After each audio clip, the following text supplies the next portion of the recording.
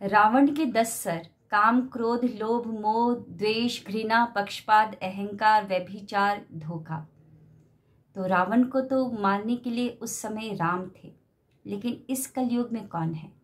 A very good morning everybody. मैं शोभा सिंह आप सभी का स्वागत करती हूँ अपने आज के वीडियो में। कैसे हैं आप लोग? आई होप बहुत ही अच्छे होंगे, लाइफ में बहुत ही मस्त होंगे, अपने आप से खूब सारा प्यार कर रहे होंगे और लॉ ऑफ अट्रैक्शन को फॉलो कर रहे होंगे।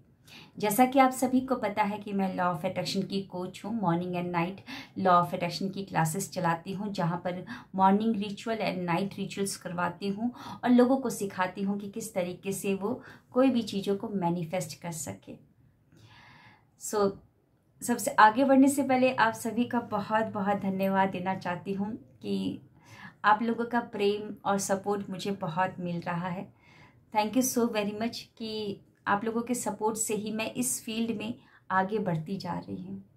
Thank you so very much. आज का वीडियो बहुत ही खास है। जैसा कि मैंने आप सभी को बताया कि मैं लॉ ऑफ अट्रैक्शन की कोच हूँ, लोगों को मैनिफेस्ट करना सिखाती हूँ। मैनिफेस्टेशन के कई चरण हैं, करीबन 5 चरण हैं। वो 5 चरण कौन कौन से हैं मैंने प्रीवियस मेरे चैनल में आपको वीडियो मिल जाएगा, एक बार देख लीजिएगा जरूर। पहला चरण यानी कि मन को शांत करना है। अशांत मन से कुछ भी ना तो मांगा जाएगा, ना तो कोई चीज़ का क्रिएट कर सकते हैं। तो मन को शांत करने के लिए मेडिटेशन करना है। दूसरा चरण होता है भावनाओं का रूपांतरण करना। चलिए, लोग मेडिटेशन करके तो कहीं ना कहीं अपने मन को शांत करना स्टार्ट कर देते हैं।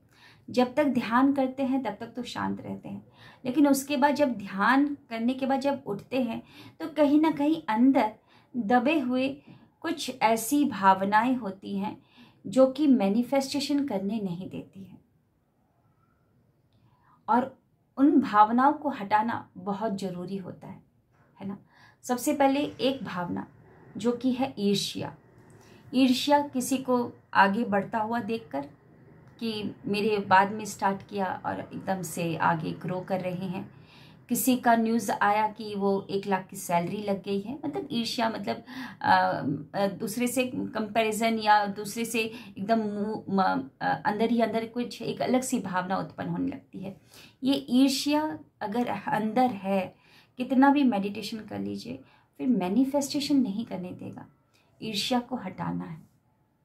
अगर हमसे कोई भी ज़्यादा आगे प्रोग्रेस कर रहा है तो ब्लेसिंग्स देना है, क्योंकि रोंडा बर्न की किताब और बहुत सारी ऐसी किताबें हैं जहाँ पर बोला गया है जो आप दोगे आपको 1000% मल्टीप्लाई होकर वहाँ से आएगा। अगर आप ईर्ष्या की भावना निकालेंगे तो 1000% मल्टीप्लाई होकर आपके पास ईर्ष्या आएगा। तो ईर्ष्या को हटाना बहुत ज़रूरी है। चलिए, एक रियल स्टोरी आपको सुनाती हूँ। ये स्टोरी मैंने कहीं से सुनी है, और इसको सुनने के बाद कहीं ना कहीं आपका भी अंदर अगर ये भावना है कि कोई प्रोग्रेस कर रहा है, कोई ज़्यादा सुंदर है, किसी का मतलब किसी की शादी हो गई है, किसी का हस्बैंड बहुत सुंदर है, या किसी की बीवी ज़्यादा सुंदर है, किसी को जॉब अच्छा निकला है, किसी का बच्चा जल्दी हो गया, तो कहीं ना कहीं ईर्ष्या आ जाती है। लेकिन ये कहानी सुनने से आपकी ईर्ष्या हट जाएगी। देखिए कैसे, ये रियल स्टोरी है, मैंने कहीं से सुनी है। तो एक अघोरी मतलब कि वो रात को मतलब कि वो तपस्या मतलब कि साधना कर रहे थे। पहले क्या होता है कि एक लकड़हारा लकड़ी काटने के लिए रात को पहुंच जाता है जंगल में, और लकड़ियां काट रहा था। सोचा था कि कोई डिस्टर्ब नहीं करेगा या कोई बोलने वाला नहीं होगा कि लकड़ियां क्यों काट रहे हो, तो उसने रात का ही समय चुना। और लकड़ियां काटते काटते काफ़ी रात हो जाती है और वो रास्ता भटक जाता है और पहुंच जाता है शमशान घाट में पहुंच जाता है। तो काफ़ी रात हो रही थी और शमशान घाट में उसको डर भी लग रहा था, कितनी रात हो गई है, आवाज़ें बड़ी अजीब अजीब सी आ रही थी। और वो क्या करता है, डर के मारे वो पेड़ पर, एक ऊंची सी जो पेड़ होती है उसकी ऊंचाई पर जाकर, टहनी डाली पर जाकर या ब्रांच पे जाकर बैठ जाता है। अब उसको डर से तो नींद भी नहीं आ रहा है। अब देखता है कि दूर से एक कोई आदमी आ रहा है, और वो आदमी अपने पीठ पर कुछ लेकर आ रहा है। ये सोचता है कि इतनी रात को ये आदमी क्यों आ रहा है, क्या पीठ पे लेकर आ रहा है। जैसे जैसे वो नज़दीक आदमी होते जाता है, इसकी धड़कनें तेज होती जाती है। देखता क्या है कि एक अघोरी अपनी पीठ पर लाश को लेकर आ रहा है, और उसने क्या क्या कर दिया, उसको कोई और जगह नहीं समझ में आई अघोरी को, तो वो अपने पेड़ के नीचे ही तपस्या करना स्टार्ट कर दिया है। कोई अघोरी थे या कोई संत होंगे, मेरे को इतना पता नहीं है, लेकिन ये रियल स्टोरी है, मैंने सुनी है। तो उन्होंने तपस्या करना स्टार्ट कर दिया, और उन्होंने क्या किया, लाश के ऊपर ही दिया को रख दिया, एक दिया को रख देते हैं, और वो माँ काली का मंत्र को जाप करने लगते हैं। और उसके बाद ये इसको तो नींद ही नहीं आ रही है, और इसको तो बहुत डर लग रहा है। अब क्या होता है कि वो इतनी तेज तेज से मंत्र का चैंटिंग कर रहे थे कि इसके कानों में ये आवाज़ जा रही थी, और ये मतलब पूरे मंत्र को इसको भी याद हो जाता है, इस लकड़हारे को। एकदम से क्या होता है कि थोड़ी देर के बाद एकदम से बहुत तेज तूफान जैसी कोई बहुत तेज की प्रकाश या कोई कुछ आता है एकदम हवा के साथ, और इसको पकड़ के जो अघोरी होते हैं उसको मुंडी से ही, मतलब गर्दन से ही पकड़ कर लेके चला जाता है। यानी कि वो कोई लोमड़ी होगा जो कि शिकार कर देता है, यानी कि उस अघोरी को गर्दन से पकड़ कर लेके चला जाता है। इतनी तेज दौड़ से तेज से आता है कि उसको लेके चला जाता है, यानी कि वो मार डालता है उसको। अब इसको समझ नहीं आता कि ये क्या हो रहा है। अब इसकी पता नहीं इतनी हिम्मत जग गई कि वो क्या करते हैं, लाश के सामने जाके लकड़हारा बैठ जाते हैं, और उसने इतनी बार मंत्र चैंटिंग करते हुए सुन लिया था, कान में चला गया था, इसको याद हो जाता है, और ये मंत्र चैंटिंग करना स्टार्ट कर देता है पूरी हिम्मत के साथ। और उसके कुछ देर के बाद माँ काली वहाँ पर प्रकट हो जाती है। तो ये एकदम से वो डर जाता है। माँ काली का तो रूप भी वैसा ही है, और एकदम से डर जाता है माँ काली के उस रूप को देखकर इतनी रात को, वो भी शमशान घाट में। लेकिन माँ काली तो माँ है, तो माँ अपने बच्चों को ऐसे डरा और सहमा हुआ तो नहीं देखेंगी, वो थोड़ी सी अच्छी एक रूप में आ जाती हैं। मैंने सुना है, रियल स्टोरी है। अब मुझे मतलब सुना है, मतलब ये होता है ऐसा, तो मतलब अब आप इस पर विश्वास कीजिए। आगे क्या कहती क्या सवाल पूछता है वो लकड़हारा कि माँ, मैं आपसे एक सवाल पूछना चाहता हूँ कि वो अघोरी कब से तपस्या करा था। मे बी उनकी साधना कई सालों से वो करे होंगे, लेकिन आप उनके जब वो आपको पुकार रहे थे, मंत्र चैंटिंग कर रहे थे, तो आप क्यों नहीं दर्शन की, और मैंने कुछ ही देर मंत्र चैंटिंग किया और आप एकदम से प्रकट हो गई। तो माँ काली बोलती हैं कि तुम्हारी तपस्या तुमने बस इस जन्म में थोड़ी देर के लिए बोला, लेकिन पिछले जन्म में तुमने नहीं देखा कि तुमने पिछले जन्म में कई सालों तक तपस्या की थी मेरी, और बस जब तपस्या करते करते तुम्हारा मृत्यु हो गया, थोड़ा सा बाकी था, लेकिन वो इस जन्म में तुमने कंप्लीट कर लिया, इसलिए मैं प्रकट हो गई। कहने का क्या मतलब है, स्टोरी से समझिए कि अगर कोई प्रोग्रेस कर रहा है और आपको लग रहा है कि अरे थोड़ा सा मेहनत किया, देखो मेरे सामने ये आगे चला गया।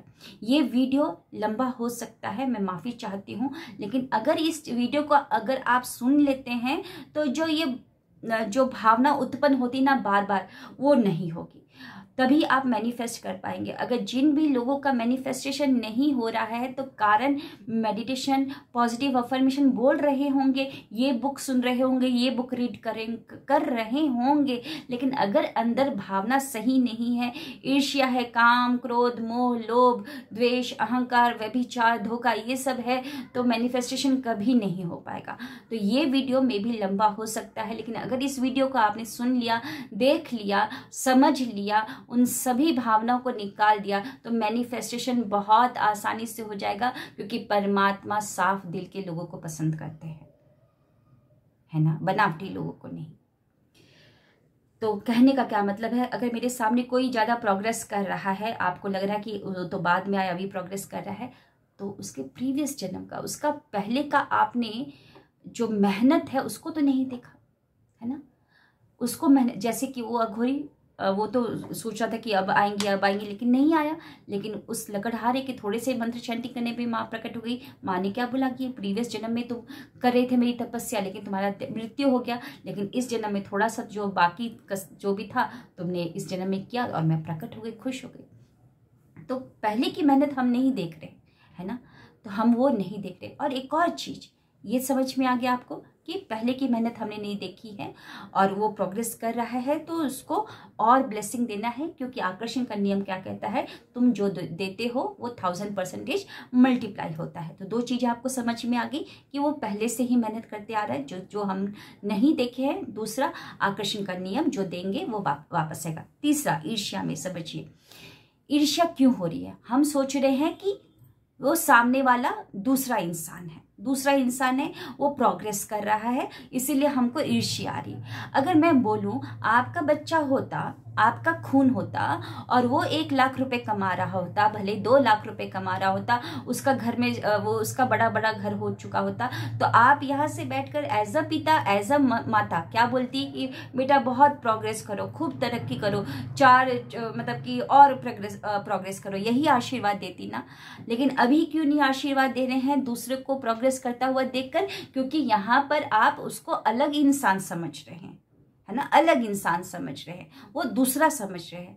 लेकिन परमात्मा क्या, परमात्मा का अंश आत्मा सभी के अंदर है, हम उन्हीं के बच्चे हैं, सबको एक बराबर ही आपको समझना है। क्योंकि जिस 5 तत्व से मैं बनी हूँ उसी 5 तत्व से सभी लोग बने हैं और हम सभी ऊर्जा है, एक ही जगह से आए हैं, एक ही समझना है ना। तो और तीसरा है नफरत करना। ये नफरत करना एक और ऐसी भावना है जो कि आपको मैनिफेस्टेशन नहीं करने देगी। तो नफरत क्यों दूसरे से हो रहा है? क्योंकि अंदर वही भरा हुआ, यानी कि अपने प्रति नफरत है, यानी कि अपने आप को इंफीरियर समझ रहे हैं, तभी दूसरों को सबको इंफीरियर और नफरत की नज़र से देख रहे हैं। तो इसको हटाने के लिए सेल्फ लव करना है, अपने आप को पहले हील करना है, चश्मा बदलना है। नफरत सब जगह इसलिए दिखाई दे रहा है क्योंकि चश्मा नफरत वाला पहना हुआ है ना। तो ये कुछ मैंने आपको बताया भावनाएं जो कि हमको मैनिफेस्टेशन नहीं करने दे रही है। इस पे ज़रूर काम कीजिएगा। और जाते जाते एक स्टोरी मैं आपको सुना दूँ, जिस स्टोरी को सुनकर कहीं ना कहीं ज़िंदगी मेरी भी बदली है, मेरी भी भावनाओं में बहुत चेंज आया है। एक इंसान बहुत तपस्या करता है और भगवान खुश हो जाते हैं और बोलते हैं कि मांगो, क्या मांगते हो? तो उन्होंने बोला कि मैं जब भी मुंह खोलूं या कुछ भी मांगू तो उसी समय वो प्रकट हो जाए, वो मेरे पास आ जाए। तो भगवान बोलते ठीक है, मैं तुमको देता हूँ, ये मैं तुमको वरदान दूंगा, लेकिन एक शर्त पर कि तुम जो मांगोगे वो तुमको मिलेगा, लेकिन तुम्हारे पड़ोसी को दो, मतलब पड़ोसी के पास 2 हो जाएगा। अगर तुमने 1 फ्रिज मांगा तो तुमको 1 फ्रिज मिलेगा और पड़ोसी को 2 फ्रिज मिलेगा। तो वो सोचता है कि, बोलता है कि थोड़ा सा जोश में था, बोला कि भगवान है, अभी विश पूरी करने वाले हैं, तो ऐसा करते हैं हाँ बोल देते हैं, और वो हाँ बोल देता है। तो घर जाता है, अब बोलता है कि मेरे को बंगला चाहिए, बंगला हो जाता है, पड़ोसी के 2 बंगले हो जाते हैं। फिर बोलता है कि मुझे कार चाहिए, पड़ोसी के 2 कार हो जाते हैं। मुझे सोना नेकलेस चाहिए मेरी बीवी के लिए, नेकलेस आ जाता है, और उनकी बीवी के लिए 2 नेकलेस आ जाता है। ये बहुत परेशान हो जाता है, बहुत ज़्यादा परेशान होता है कि देखो मैंने तपस्या की, मुझे तो भगवान 1 दे रहे हैं और इसको 2 दे रहे हैं। धीरे धीरे करके वो बदल जाता है, ईर्ष्या, नफरत, घृणा, लालच, अहंकार, इसमें बदल जाता है वो भावना। पहले तो भावना ठीक होती है, लेकिन सामने प्रोग्रेस देख रहा है कि सामने वाला डबल हो रहा है प्रोग्रेस, तो उसको अंदर ही अंदर ये भावना आ जाती है। तो एक दिन क्या बोलता है कि मेरी एक आंख फूट जाए, और ऐसे बोलता है, उसकी 1 आंख फूट जाती है और वहाँ पर उसकी 2 आंख फूट जाती है ना, पड़ोसी की। तो याद रखिएगा, ये सारी भावनाओं से हम तो बहुत ज़्यादा अपने आप को हर्ट करते ही करते हैं और मैनिफेस्टेशन को दूर कर देते हैं। तो इन सारी भावनाओं को हटाना है। और कैसा लगा आज का स्टोरी ज़रूर बताइएगा। और जाते जाते आप सभी को बता दूं, आज रात को 9 बजे मैं करवाने जा रही हूँ पावरफुल ब्रेथ वर्क, क्योंकि बहुत सारी ऐसी घटनाएं, कुछ इमोशन, डर जो होता है वो निकलता नहीं है हमारी बॉडी से, और ज़्यादा दिन तक जब वो स्टक रहता है तो वो धीरे धीरे बीमारी का रूप ले लेता है। ये बीमारियां ऐसी ही नहीं आती। हमारी बॉडी क्या हमारी दुश्मन है? नहीं। जिस बॉडी में हम रह रहे हैं वो हमारी दुश्मन कैसे हो सकती है? तो अगर बीमारी आ रही है तो उन सभी भावनाओं, उन सभी दुर्घटनाओं, उन सभी पास्ट ट्रॉमा के कारण आ रही है। तो आज पावरफुल ब्रेथ वर्क है, 9 बजे सभी के लिए है, सब कोई ज्वाइन कर सकते हैं। आइए और अपनी पास्ट मेमोरीज को खुद अपने हाथों से निकालिए। बहुत ही अच्छा ये सेशन होता है, ज़रूर ज्वाइन कीजिएगा। और कल संडे को 14 तारीख को 4:44 पे मैं करवाने जा रही हूँ वेल्थ हीलिंग वेबिनार। जिनको भी ज्वाइन करना है प्लीज़ ज्वाइन करें। सो कैसा लगा आज का वीडियो ज़रूर बताइएगा। Thank you, wish you wealth. मिलते हैं नेक्स्ट वीडियो में। Thank you.